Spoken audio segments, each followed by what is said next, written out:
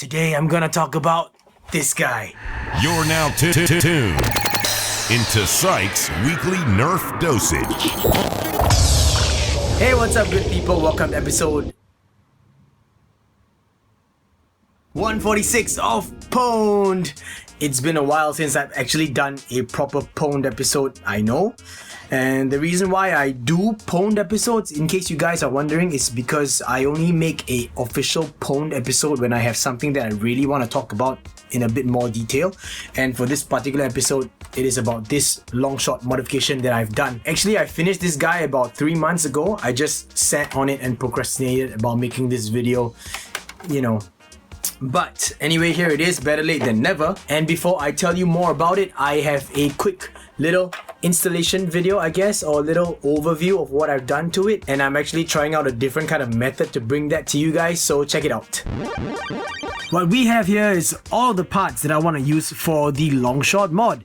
These are all the internal or maybe a little bit of the shell work. I'm not going to share with you guys what the pump grip is yet, but these are all the internal parts. First, let me introduce them to you one by one. First of all is the amazing mag release lever, also the trigger guard made by the amazing GavinFuzzy, and I have it done up in a special clear purple filament.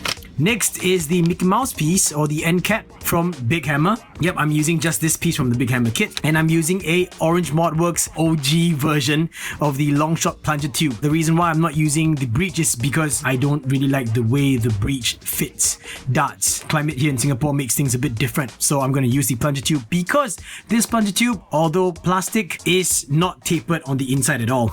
Next, we have the brand new carbon fiber plunger rod by the one and only Roboman, and it features the amazing X ring, the floating ring over here, and the X ring was actually featured in the L+L that Roboman made for me that I also happened to make a video about. Next, we have this thing, which is the cool Cyclone cup. And this was a present for me from Ken from Hong Kong, BlasterModShop. And as you can see, there's an O-ring over here which acts as the padding, and an O-ring over here which acts as the seal that goes on the inside like that. So this is amazing. Thank you, Ken. This means a lot to me. Flew all the way down from Hong Kong just to give this to me.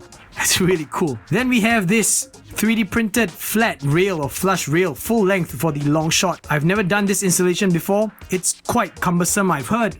You need to make quite a lot of cuts, and you know, parts like this slide in and slide out, so you have to worry about things like that as well when you're performing the installation. I'm going to have to refer quite a bit to the installation on the Taobao page, but this is going to be absolutely awesome. I have the very much talked about Nerf Turf 16 kilograms Longshot spring.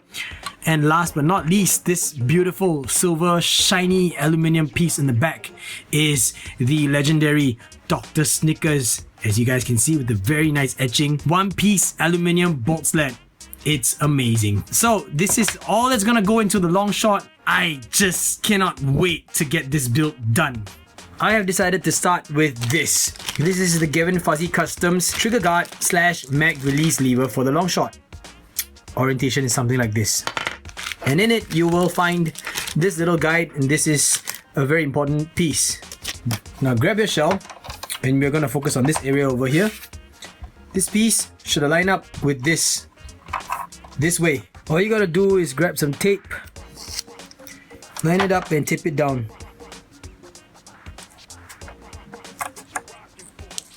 Then grab a Sharpie and just color in the box. Now we're going to cut out this box. Use a Dremel, then use a file or something. Just remove that.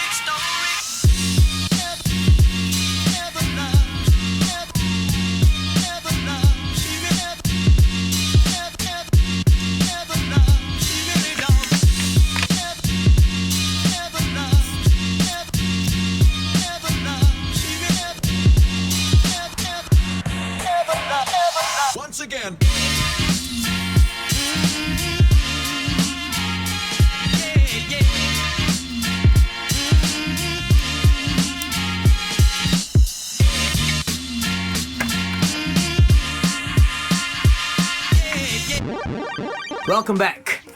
Now, I did not mention that I also have GavinFuzzy's new Longshot pump grip, and this is in an amazing purple color. It's a special purple filament. I kind of bought the filament, I gave it to him and asked him to print it because it was for another project, but then we had leftovers, so not everyone's able to just buy filament for Gavin. I mean, if you do and you want to present him with some free filament, I'm pretty sure he'll be more than happy to accept. So I used a clear purple filament. I bought it for him, so whatever's left over is all his, but he printed this out for me in clear purple, as well as these, and of course the matte release. I'm going to quickly talk about this pump grip and why I like it versus the other pump grips I've used before. Now the thing is, it's very ergonomic. Gavin's always been known to make stuff very ergonomic, and he's got pretty solid design skills as well. You've got very nice details here, and you've got nice details up here as well. And it is held in by a hex screw here and here. And you got full length rails on the arms that he provides. It's secured in very nicely on the reverse side, so you know it won't drop out. But I went ahead and I used blue Loctite on it because I didn't want it to come loose over time because of, you know, contractions and expansions in different temperatures in air, etc, etc. But the real winner is actually this piece over here. Now it provides a single bolt all the way through with this kit, but the main gem or the real winner is actually this spacer piece itself. Now most other Longshot pump grips that you get, or I should say pump grips in general, require you to have an extra spacer piece. Like for example, the F10 pump grip actually gives you a separate spacer piece where you kind of have to sandwich the arm in between that spacer and the outer priming bar knob thing. Or for example, some other Longshot pump grips, you actually have to find your own spaces or washers to put in between so that the arms would not be rubbing against the side of the shell over here, like that. So with Gavin's piece, as you can see, it's a nice single solid piece, which is the cover for the arms as well, because, you know, we hate rough edges, but this is a very smooth, nice curve that actually fits his metal arms anyway, and it's tapered downwards, and it acts already as a spacer itself. So this part, you know, it being smaller in terms of surface area means also less friction against the shell if it's touching. It did take me a while to install this because I wanted to get the adjustments just right on both sides, so there's a little bit of play, as you can hear, so that it wouldn't always be rubbing on the shell. Next is this part over here, very ergonomic. You have two thumb rests on the side, or two thumb slots I should say, so left or right. It's an ambidextrous kind of a grip, and it's two pieces that are screwed in together. He also provides all the necessary hardware for it, so very, very comfortable grip all in all. Possibly also the safest pump grip, because most pump grips actually don't have much clearance on the back over here. So if you have paint jobs and stuff, you might scuff up this area of your Longshot or this area of your Longshot, but as you can see, it's very little contact points or risk of contact points on the inside. So the next thing I really want to say is that this lever is just absolutely amazing, man. It took the world by storm, I should say the Nerf world by storm, when Gavin actually released this, because now you have two ways of removing your mag, which is with the thumb or with your index finger when it's in here. You could just push it forward or you could push it downwards, entirely up to you. So this is a very, very cool design. Genius idea by Gavin, and of course I have to give him props. Next, I want to tell you guys that I went ahead and I put some grey paint up here and here, because the original color, which was a teal color, I felt was a little bit unsightly. You know, since you made a chop this way, it was gonna show up teal, and I kind of wanted a nicer blend in between the top of the Longshot over here into the rail itself. I just really like the aesthetics of it now. I think it's pretty cool in my opinion. Grey, purple on some areas, and the teal color orange. I happen to think that it's a little bit like an Easter egg style kind of styling, but I like the way it looks, so very happy with this. Onto the Nerf Turf spring though. The Nerf Turf spring is a super powerful spring. Like, it feels almost like a 22 to 23 kilogram spring when I'm so used to having 14 to 18 kilograms running in my Longshots. This feels like way tougher than an 18 kilogram spring, and it's just a single spring, so that kind of blows my mind. But it's really powerful, it's really heavy, and it's taking me quite a bit of effort to actually just prime it. Okay, I'm gonna give you guys a quick firing demonstration first before I go into one of the main things I really want to point out about this blaster, which is actually a con. I have 6 darts and a 12 dart clip, and you can see 3 are standard Nerf streamlines and 3 are the, what do you call it, rainbow nipples, FVJs, lily arms, I don't know what you want to call this, but these are the vinyl tip ones. So just gonna quickly fire it off. Pardon me if it takes slightly longer than usual, that's because the spring is really, really very heavy. Here we go. I might as well show you guys the feeding. Look, that's the feeding right there. I know you guys probably will be wondering, how does it feed? It feeds like that.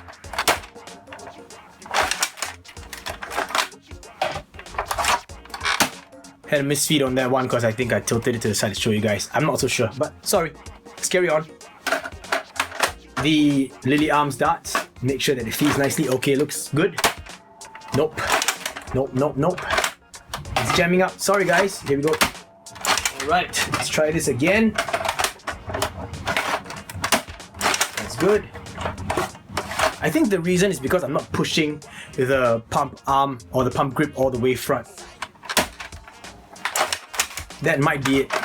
Oh gosh, I'm feeling the burn right now. So we're done with the 6 full-length darts. I actually have 3 Stefan darts that I want to show you guys a firing demonstration with. It's a white foam Stefan, a pink foam Stefan, and a blue silicone tip dart. So just go ahead, feeding again. No excuses this time, all the way to the front. Man, that's really something pretty darn powerful. I actually have to say that when I was firing it across the entire hallway, this is one of the heaviest spring loads I've ever encountered so far. Here we go. Okay, so now oh no, okay, that's fine. All 3 Stefans are out. Firing demonstration is done. Feeding problems only happened when I did not prime it properly, so that's my fault. I think the breech is okay. It could be better. I know that a lot of you will probably ask me why I chose not to do a full brass breech. Number 1 is because I didn't have enough brass on hand. Number 2 is because I already have brass breeches and I've worked with brass breeches before. Number 3 is because I kind of just wanted a fun build. I wanted something more straightforward that I didn't have to worry so much about, you know, cutting brass and aligning and everything. And I think this turned out pretty fine. It's not an excuse if you want power, if you want good performance, but my excuse for this build is basically that the Nerf turf spring is so powerful that it compensates for the lack of a brass breech. So if I actually had a brass breech and a Nerf turf spring, it's gonna be even more powerful than this. Right now, I'm really enjoying this a lot. So I wanted to just combine and make an old breech that I used to do, where I actually have this transition breech from a brass stub into a, you know, a aluminum barrel like this, and I think it's working out pretty darn fine. Air seal is not bad, not the best, but not bad. I'll just try and show you guys what I mean. So that itself proves to you that the air seal is actually not that bad. You can get a pretty decent seal without a brass breech. Once again, let me just let you hear the air just trying to escape slowly. And it's all from this area right here, where the breech actually connects to the brass itself. So I think it's pretty good so far. Now let's quickly talk about the main con before I end the video. This con actually lies in the Dr. Snikkaz Boltsled. I don't know if mine is a prototype. I don't know if mine's a pre-release version because I was given this and I really wanted to make a video showcasing this Dr. Snikkaz Boltsled. So Dr. Snikkaz, maybe you could answer this, or someone else, if you have recently bought a retail version of the Dr. Snikkaz Boltsled, please shed some light on this. But this is my experience on it so far. The one clip that this Boltsled would not be able to work with is the 6-dart clip, and that's because of the tolerances of the Boltsled itself, and of course this little nub that's present on almost every Nerf or Hasbro branded clip. Now let me show you what I mean. With the breech closed, you could still put the clip in, look, that's not a problem, but with the breech closed, you're not going to be able to remove the clip. And I think I've just done something really stupid because of the problem that I mentioned to you guys. Now I'm going to hold this down and try to remove the clip, and you realize that it gets stuck. It gets stuck right at this point. And that's because the lip up here is actually hitting the sides of the Boltsled. So this is kind of blocking. On the way up, it's not a problem. It just manages to squeeze all the way through. But once this is up and it's engaged on the breech, then the Boltsled would just basically block off this area over here. So now you're not going to be able to get past these two. And so that means you're going to have your breech open before you're actually able to remove most of your clips. Now, not all, but it's a very rare few. Okay, I'll get to that as well. Now I'm having a problem removing this. Now I'm having a problem priming it as well. And that's because of this nub over here. This nub is in the way. Look at that. I don't even know how to show you guys. Damn it, I'm in a very bad position now. Check it out. See how it touches the clip? Right there. So that's the issue now. I've basically got myself into a bit of trouble. So let me try and find a way to remove this clip first before carrying on.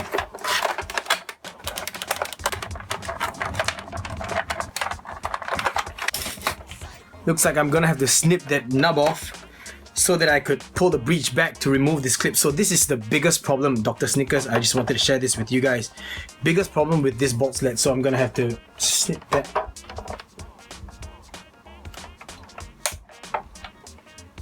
that bit of orange plastic off from the nub, and now we can prime it all the way back. Then we can remove the clip. So that kind of sucks.